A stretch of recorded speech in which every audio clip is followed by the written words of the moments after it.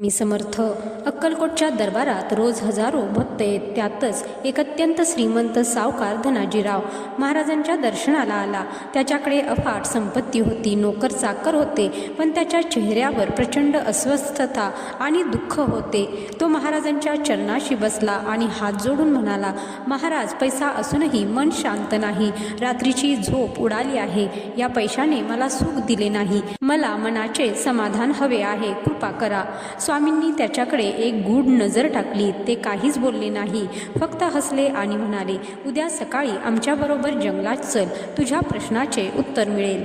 दुसऱ्या दिवशी सकाळी स्वामी धनाजीरावाला घेऊन एका घनदाट जंगलात गेले. दुपार झाली, सूर्य डोक्यावर आला आणि कडक ऊन पडू लागले.